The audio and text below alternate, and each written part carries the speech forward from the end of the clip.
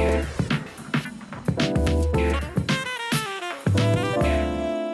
suis là pour vous présenter un cas que nous avons eu la chance de mettre en œuvre avec un de nos clients qui est BMW et qui illustre parfaitement ce qu'on a qualifié d'accélération du rythme des technologies par les consommateurs, puisque c'est l'utilisation de la technologie Passbook d'Apple. Et vous verrez que ça a été un grand succès alors que cette technologie avait été lancée par Apple seulement quelques jours avant le lancement de l'opération. Donc ça illustre très bien la rapidité avec laquelle les consommateurs ont pris en main ce type de technologie. Alors, juste, vous allez avoir droit à 5 minutes de présentation entre guillemets commerciale, mais je vais essayer de faire vite pour que simplement vous sachiez qui on est, parce que je pense que vous ne nous connaissez pas bien. Ensuite, un petit rappel méthodo sur le périmètre dont on parle quand on parle de marketing multicanal. Il est important d'avoir les idées claires en tête parce que vous allez voir qu'on a tendance à mélanger les choux et les carottes et à parler un petit peu en vrac de multicanal, alors qu'en fait il y a des notions très différentes derrière ces appellations de multicanal. Et puis ensuite, donc troisième partie, le cas concret BMW avec le rappel des objectifs et des moyens. Qui sommes-nous en quelques mots? Donc nous sommes une agence digitale intégrée et nous résultons de la fusion de 5 agences spécialistes, donc Socialix Media, Comenstay, NextData, NextID et NextPremium. Nous regroupons un ensemble d'une centaine d'experts du digital, on ne fait que du digital.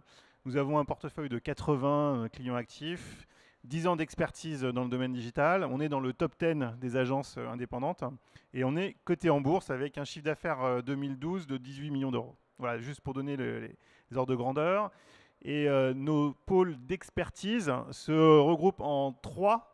Vous avez le pôle impact, le pôle social et le pôle contact. Donc impact, c'est tout ce qui est acquisition d'audience et création d'audience par des moyens de type création de site, site web, site mobile, search, RTB, display, affiliation. La partie sociale, comme son nom l'indique, c'est la gestion des réseaux sociaux et la présence sur ces réseaux sociaux, notamment par la présence sur Facebook, Twitter et les animations de communauté. Et la partie contact, qui est la partie CRM, programme d'acquisition de données et génération de leads. Voilà, donc on est organisé avec une équipe de direction de conseil qui est en frontline client et qui imagine et ensuite brief sur les opérations, les 3 pôles experts dont je viens de parler et 3 directions transversales qui sont importantes dans nos métiers. Une direction du planning stratégique qui est là pour comprendre les plateformes de marque de nos clients et les interpréter et les transposer sur le digital. Une équipe créa développée puisque le contenu est de plus en plus important et il ne s'agit pas seulement d'avoir les bonnes idées, encore faut-il avoir les bonnes façons de les mettre en place. Et enfin, une partie technologie qui, dans nos métiers du marketing digital, sont évidemment indispensables. Et la réussite des opérations est très souvent liée à l'utilisation des bons outils techno. Voilà, et donc parmi nos clients, BMW, dont on va voir un exemple de réalisation concrète tout à l'heure.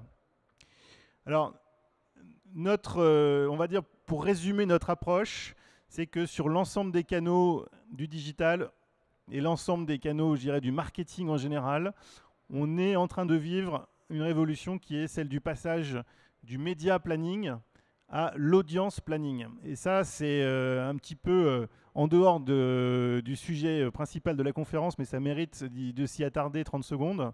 Ce que ça veut dire, c'est que grâce aux technologies et grâce aux données disponibles sur les consommateurs, aujourd'hui, on est capable d'aller cibler des publicités, non pas en fonction du support, par exemple auféminin.com ou Boursorama ou Les Échos ou Doctissimo, mais en fonction de l'internaute qui est en train de regarder ce support à un instant T. Donc c'est tout l'enjeu des cookies, notamment, qui permettent de tracer et de retrouver un consommateur. Et par exemple, pour une marque, de savoir adresser une publicité à une personne qu'elle sait être déjà cliente chez elle. Elle va pouvoir adresser une publicité différente en ayant la connaissance de ce type de données. Et ça, ce sont des choses qui sont aujourd'hui possibles et qui sont possibles aussi bien en publicité display que en search, que sur Facebook, par exemple. Donc, c'est une révolution qui est en train de s'instaurer dans l'ensemble des médias. Et demain, il est pas du tout, c'est pas du tout de la science-fiction que de dire que on pourra avoir des spots télévisuels qui seront différents d'un foyer à l'autre et qui s'afficheront en fonction d'un profil du foyer enregistré grâce à la télé connectée. Alors, quand on parle de multiplicité des points de contact et de multicanal, comme je le disais tout à l'heure, on a tendance à mettre tout dans le même sac et à avoir tendance à mélanger les choux et les carottes. Alors, je m'explique. Voilà typiquement comment on présente les choses en disant un parcours client qui part de la naissance du besoin, qui va ensuite aller vers la recherche d'informations jusqu'à l'achat et la prise en main du produit, et qui va se décliner entre l'email, le web, le mobile, le social, le magasin et éventuellement la télé. Et ce qu'on voit, ce que tout le monde va nous dire, c'est les parcours consommateurs sont de plus en plus éclatés. Et il n'y a plus de pattern, il n'y a plus véritablement de chemin. Il y a des consommateurs qui vont commencer sur le web et qui vont aller prendre ensuite les produits en magasin. Il y a des consommateurs qui vont regarder les produits en magasin pour ensuite les acheter sur le web les moins chers. Donc on se retrouve avec une dimension multicanal où tout est dans tout et réciproquement. Et ça devient difficile de savoir par quel bout commencer. Donc ça nécessite une démarche assez systématique et une méthodologie.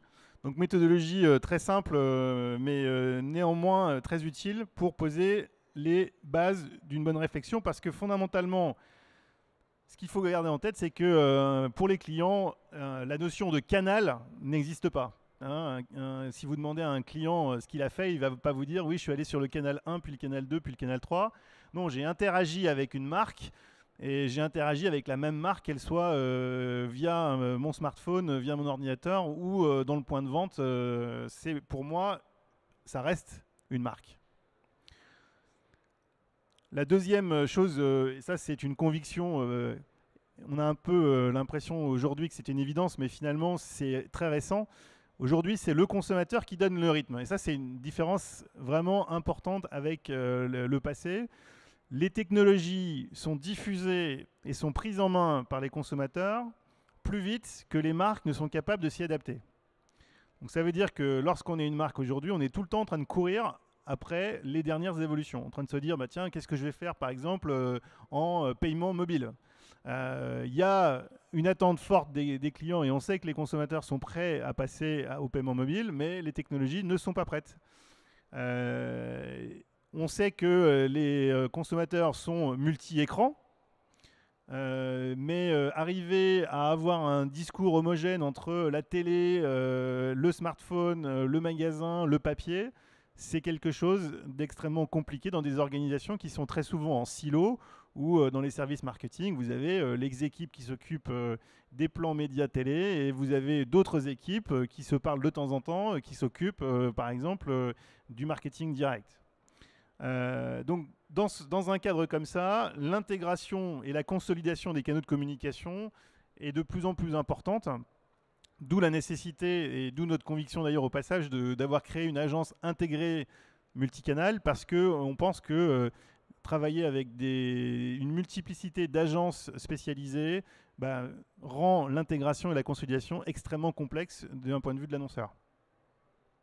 Deuxièmement, il y a une capacité aujourd'hui de personnalisation des points de contact qui est de plus en plus importante et qui est notamment liée à l'explosion des data disponibles sur les consommateurs. Hein. On parle du big data. Fondamentalement, ce que le big data permet de faire en premier lieu, c'est de personnaliser l'expérience de l'interaction avec la marque, parce que la marque vous a reconnu, vous connaît au-delà de ce que vous avez interagi avec elle directement, elle vous connaît par d'autres biais, par des données ce qu'on appelle tierces, et donc elle sait normalement, en théorie, elle doit être capable de personnaliser la relation un peu à la mode d'un vendeur d'une boutique de quartier qui vous connaît et qui est capable, quand il vous voit entrer, de se dire « Ah, aujourd'hui, vous êtes dans tel état d'esprit, donc c'est ça que je vais vous proposer ». Donc on va vers la personnalisation, encore faut-il que les technologies, encore une fois, suivent. Et on sait que les algorithmes de recommandation produits, par exemple, qui permettraient de recommander les meilleurs produits à un consommateur à un instant donné en fonction d'un historique de navigation, d'achat, etc. Ces algorithmes existent en théorie, mais sont extrêmement complexes à mettre en place et sont très gourmands en ressources techniques, notamment de calcul tout simplement, et font que c'est encore relativement rare d'arriver à vraiment personnaliser, par exemple, la homepage d'un site. Ça existe bien sûr, mais c'est pas la monnaie courante parce que ça nécessite des infrastructures très lourdes. Évidemment, on va quand même vers ça, et donc ça veut dire qu'il faut d'ores et déjà s'organiser pour maîtriser les flux de données et savoir quelles données collecter, sous quel format et comment les stocker pour qu'elles soient ensuite utilisables en temps réel, éventuellement, si on a besoin de les mettre à disposition en temps réel demain. Donc la maîtrise des flux de données devient un enjeu majeur et stratégique pour les annonceurs, et notamment les données de navigation sur les différents supports numériques, que ce soit les sites web ou les sites mobiles. Parce qu'il faut réussir à garder dans tout ça une vision, ce qu'on appelle profil centrique, c'est pas très beau, mais une vision consommateur. C'est-à-dire que le consommateur soit allé sur votre site mobile, sur votre application, sur votre site web principal ou en magasin, et qu'il ait par exemple eu l'occasion d'utiliser une tablette en magasin, il faut réussir à rassembler ces données-là et les remettre dans un format utilisable rattaché à un profil consommateur donné pour ensuite pouvoir déployer les différents leviers marketing. Alors, justement, sur cette hiérarchisation des leviers, en fait, il faut raisonner pas à pas. Et donc, on a une petite méthode que je vous propose aujourd'hui, histoire de scaler bien les esprits et de réfléchir dans l'ordre. Déjà, si on remonte en amont, la première question à se poser, c'est quel est votre enjeu principal, que ce soit un enjeu, je dirais, long terme, ou quand on parle d'une campagne, un enjeu tactique. Est-ce que je vais monter une campagne d'abord pour acquérir des nouveaux clients, pour essayer de fidéliser et augmenter par exemple le panier moyen de mes clients existants, ou est-ce que je suis dans une logique de branding et de diffusion de mon image de marque? Première question. La deuxième question, c'est quels vont être les différents supports matériels de mes messages? Est-ce que je vais utiliser la télé, l'ordinateur, la tablette, le smartphone ou un support point de vente? Ensuite, je vais définir si ma campagne se situe dans un état d'esprit de push. Est-ce que je vais essayer d'être un peu hard sell et pousser des produits, des offres promotionnelles? Est-ce que je vais être en pull, c'est-à-dire en réactif par rapport à des recherches consommateurs? Ou est-ce que je vais essayer de travailler en influence, en indirect, via du marketing communautaire, le fameux bouche à oreille qui, sur l'univers digital, est devenu le buzz ou tout ce qui va permettre de toucher des consommateurs via d'autres consommateurs. Quatrième dimension qu'on va regarder, c'est concrètement quel levier on utilise. Est-ce qu'on va passer via des sites? Alors encore une fois, ça peut être un site web sur un PC, mais ça peut être un site spécifique tablette ou un site spécifique mobile. Donc là, on va se poser la question de relier les différents leviers avec les différents devices matériels. Est-ce que je vais faire de la vidéo? Encore une fois, la vidéo, je peux l'utiliser en publicité télé ou en web. Du display, du search, de l'email, SMS, donc tous les leviers marketing qui sont à notre disposition et qui vont forcément, dont la palette va forcément s'agrandir année après année. Donc on a une multiplicité de leviers. Et il faut bien se poser la question parce que quand on commence à utiliser un levier, il faut ensuite savoir le décliner sur les différents supports matériels. Donc typiquement, si je fais un site, Est-ce que je fais un seul site qui va s'adapter comme il pourra aux différents supports? Ou est-ce que je fais un site web et puis en parallèle un site tablette et en parallèle un site mobile? Ou est-ce que je fais le fameux web responsive où j'ai par magie un site qui s'adapte naturellement à l'ensemble des supports? Évidemment, c'est un choix important qu'il faut faire très tôt parce que c'est pas du tout la même conception lorsqu'on imagine une campagne qui va être déclinée de manière spécifique sur chacun des devices matériels, ou si on se dit pour chaque levier je fais une version spécifique pour chaque matériel que je vais utiliser.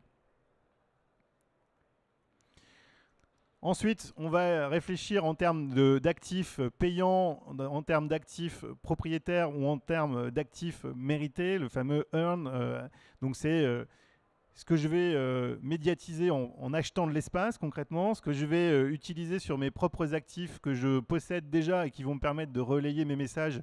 Et ça peut être mes magasins typiquement ou mon site web. Et puis, via les réseaux sociaux, c'est ce fameux marketing communautaire, encore une fois, sur lequel on peut avoir un impact assez fort, mais où il faut quand même être lucide. On n'est jamais certain du résultat et que la seule façon d'avoir une diffusion d'un message de manière certaine, c'est de passer par du payant. Et quand on parle de payant, à ce moment-là se pose la question de la méthode d'achat qu'on va utiliser. Et donc là, vous avez différents modes d'achat aujourd'hui sur le digital. Typiquement le bidding, donc c'est ce que Google a mis en place à l'origine et qui aujourd'hui se sophistique avec le bidding temps réel et qui s'applique maintenant à tous les leviers, le display, la vidéo, on peut faire du bidding temps réel sur tout. Le traditionnel plan média qui continue à avoir ses adeptes et qui, lorsqu'il est bien fait, finalement permet d'avoir des coûts d'acquisition aussi intéressants, voire plus intéressants que sur du bidding temps réel. Donc il ne faut pas croire que le bidding temps réel a tué le plan média traditionnel. Et puis, autre méthode d'achat, l'affiliation. Typiquement, aujourd'hui, en affiliation, vous pouvez activer l'ensemble des leviers qui sont là. Vous pouvez faire de la vidéo, du display, du search, de l'email. Non, le SMS, pas encore, mais pourquoi pas. Donc, l'affiliation est une voie, est une méthode d'achat très intéressante parce qu'elle est en général payée à 100% à la performance. Mais l'affiliation reste une méthode d'achat, ce n'est pas un levier marketing en tant que tel. Donc parfois dans les budgets marketing, quand on travaille avec nos annonceurs, on voit des incohérences où on va avoir une ligne budgétaire par exemple mobile, une ligne budgétaire sociale, une ligne budgétaire email et puis une ligne budgétaire affiliation. En fait, quand vous voyez cette petite méthodologie, vous vous rendez compte qu'on est sur 3 niveaux: mobile, social, email, affiliation, des niveaux qui n'ont rien à voir. Et c'est là où on dit qu'en faisant ça, on mélange des choux et des carottes et qu'il faut raisonner. Donc, comment je vais répartir mon budget entre les différents devices, entre les différents leviers et entre les différentes méthodes d'achat. Voilà, donc ça, c'était un petit rappel méthodologique. Maintenant, on va passer au cas concret BMW et ce que ça nous apporte comme enseignement. Alors d'abord, rappel des objectifs. Lorsqu'on est sur du multicanal et du multicanal innovant, comme c'était le cas, il y a 4 objectifs. Il y a un premier objectif qui est un objectif de présence dans l'absolu. C'est-à-dire qu'un annonceur a besoin d'être présent là où vont les consommateurs. Il faut être au niveau des carrefours d'audience. On ne peut pas se contenter d'être sur les carrefours d'audience classiques. C'est fini, il faut être présent là où les gens vont. Et évidemment, le mobile, typiquement le smartphone, est un des carrefours d'audience sur lesquels il faut absolument être aujourd'hui. Le deuxième objectif, c'est un objectif de répétition, puisqu'on sait très bien, et ça, c'est pas le digital qui nous l'apprend, que la répétition fait l'éducation et que donc la répétition d'un même message, si on peut l'avoir sur différents supports, le message sera d'autant plus fort. Mais encore faut-il que cette répartition soit cohérente. Et c'est là où donc il faut orchestrer les différents supports de manière cohérente les uns avec les autres. Le troisième objectif, c'est un objectif de conversion, et je dirais plus précisément d'accompagnement des clients, des consommateurs sur le parcours d'achat et le tunnel de conversion. On sait qu'en fonction de l'étape dans le tunnel de conversion où vous vous trouvez, un support sera plus pertinent qu'un autre. Par exemple, si je suis très en amont d'un projet de voyage, il est peu probable que j'aille surfer sur mon smartphone pour voir quelles sont les offres de séjour en Polynésie. Parce que j'ai envie de m'immerger, j'ai envie de voir les photos en grand, donc je vais être beaucoup plus sur un support web ou tablette. Par contre, quand j'ai commencé mes recherches, que j'ai identifié un certain nombre d'offres qui m'intéressent et que je suis par exemple, supposition abonné à Voyage Privé et que je reçois une vente privée sur un séjour qui m'intéresse et que je suis à ce moment-là dans le métro, je peux tout à fait avoir besoin de mon smartphone et ça fait du sens d'être présent sur un site mobile pour concrétiser l'achat une fois que je suis bien avancé dans mon tunnel de conversion. Donc la présence sur les supports est conditionnée à quel moment je veux prendre la parole, avec quel message, en fonction d'un usage consommateur qui fait du sens.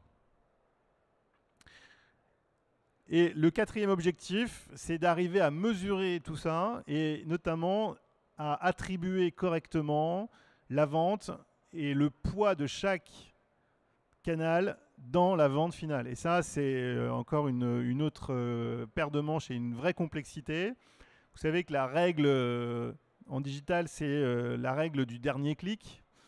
On attribue la vente à celui qui, le canal qui a fourni le dernier clic avant l'achat final. Or, c'est évidemment complètement biaisé parce que ça ne prend pas en compte justement ce fameux tunnel de conversion. Ça ne prend pas en compte le fait que avant d'arriver sur ce dernier clic, j'en avais fait 6 autres. Donc si je coupe tous mes investissements, par exemple, en display, sous prétexte que le display, dans mes mesures au dernier clic, n'amène que 10% de mes conversions, alors que, par exemple, le search va en représenter 60%, je vais me rendre compte que mes 60% de conversion en search vont baisser dans une proportion significative. Parce que le display a généré des besoins que les clients n'auraient pas eu s'il n'y avait pas eu ces campagnes de display. Donc ça, c'est un exemple. Mais on a aujourd'hui suffisamment d'études sur le sujet qui montrent l'interdépendance des canaux. Et donc la difficulté, c'est d'arriver à mesurer l'impact de l'un par rapport à l'autre avec ce qu'on appelle des modèles d'attribution qui soient suffisamment pertinents pour permettre des prises de décisions budgétaires qui optimisent le ROI final. Il y a encore énormément d'annonceurs qui restent bloqués techniquement et qui restent donc sur le dernier clic, tout en sachant qu'ils prennent des mauvaises décisions. C'est quand même assez frustrant, mais c'est la réalité des systèmes en place. Vous avez très peu d'annonceurs qui ont réussi à passer le stade d'un modèle d'attribution pondéré et équilibré. Alors, comme le sujet BMW était sur l'utilisation de Passbook, donc du smartphone, quelques insights et rappels utiles sur l'utilisation du mobile.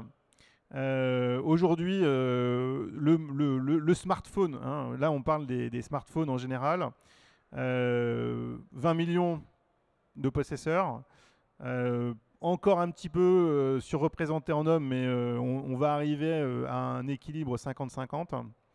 La population 25-49 ans est à 50%, donc pareil, on n'est plus on n'est pas sur un phénomène particulièrement de population jeune, et on n'est pas non plus, on n'est plus en tout cas sur un phénomène de population CSP+. Les CSP- et les inactifs représentent une proportion de quasiment 50% également. Alors, c'est moins vrai si on regarde ensuite appareil par appareil et operating system par operating system, où on va voir qu'effectivement, sur les OS Apple, on voit une proportion CSP+, qui est plus importante. Donc ça, c'était sur le smartphone. Sur la tablette, et là, pareil, je voudrais casser un usage qui me paraît totalement aberrant, qui est de regarder l'univers du mobile au travers du système d'exploitation et de dire on agrège les données mobile et tablette. C'est un non-sens, c'est une incohérence absolue d'un point de vue marketing, parce qu'en fait, l'usage du smartphone et l'usage de la tablette ont juste rien à voir. 80% des usages des tablettes se font au foyer, assis dans son canapé, assis dans son lit même. Mais c'est certainement pas ce qu'on appellerait de la mobilité. Donc la tablette, c'est le pendant de l'ordinateur de la maison, c'est le pendant de l'ordinateur portable. Bon, oui, vous avez d'ailleurs des tablettes avec vous, donc il y a un usage mobile de la tablette, c'est vrai, mais fondamentalement, ça reste un usage en foyer. Et donc, il ne faut surtout pas agréger dans ces analyses les données mobiles smartphone et les données, entre guillemets, mobiles tablette. Or, c'est souvent ce qui est fait. Et donc, ça arrive à des chiffres du genre, certains sites de e-commerce qui vont vous dire que 20% de leurs commandes proviennent du mobile. Mais en fait, c'est pas vrai, c'est pas 20% qui viennent du mobile, c'est 18% qui viennent de la tablette et 2% qui viennent du mobile, le vrai mobile, le smartphone. Voilà, donc ça c'était un petit coup de gueule au passage. Et maintenant, on regarde concrètement l'opération BMW. Alors, juste pour vous resituer le contexte, c'était dans le cadre de la promotion sur le salon de l'auto de la gamme BMW électrique, qui était donc présentée pour la première fois sur un salon en France. Donc la BMW i3 et i8.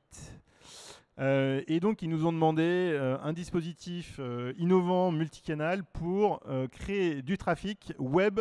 Alors, c'est pas to store au sens magasin, mais c'est quasiment du trafic web to store, puisque c'était sur le stand BMW au Mondial de l'Auto, donc fin septembre.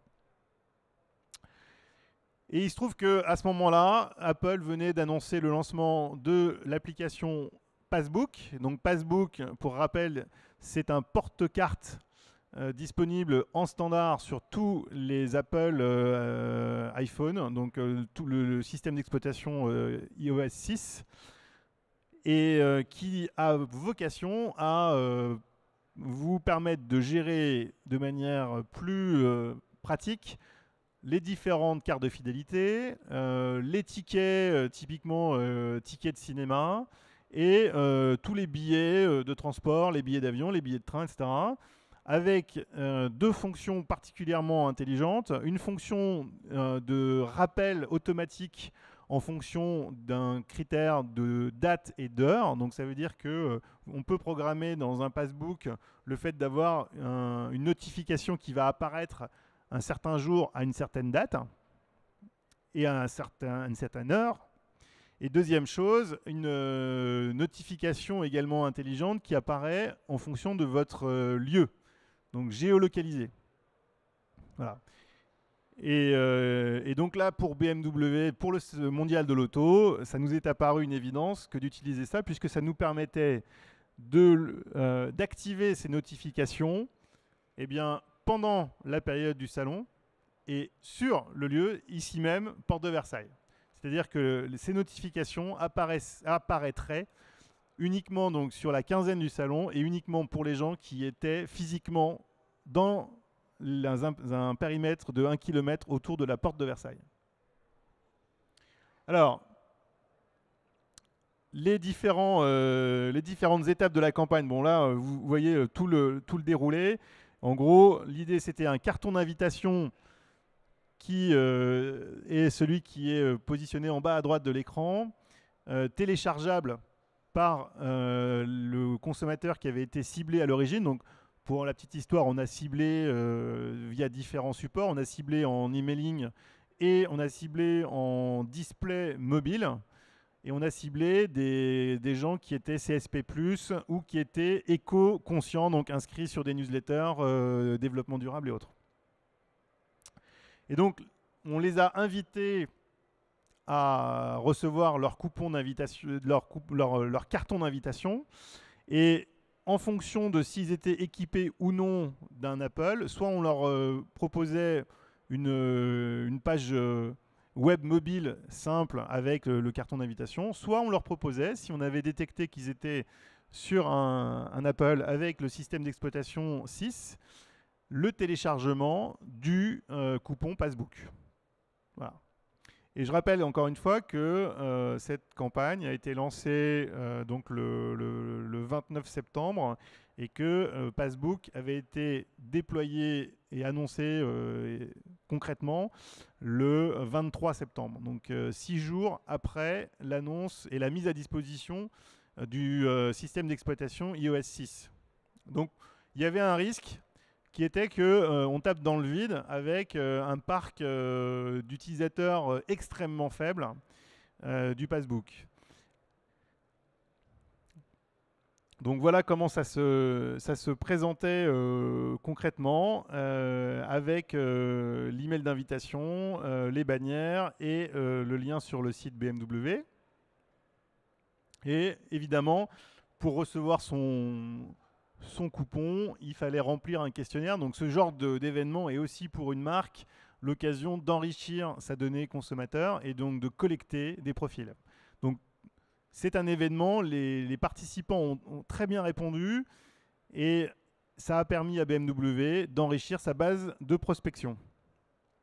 Et une fois que le Passbook avait été téléchargé, eh bien, comme je vous le disais, nous avions programmé le Passbook pour qu'il active une notification automatique pour les gens qui se présenteraient porte de Versailles pendant la quinzaine du salon. Et donc, sur l'écran d'accueil de votre téléphone, vous aviez une notification qui apparaissait au moment où vous arriviez porte de Versailles, qui vous disait « Rappel, vous êtes invité sur le stand BMW, venez nous visiter ».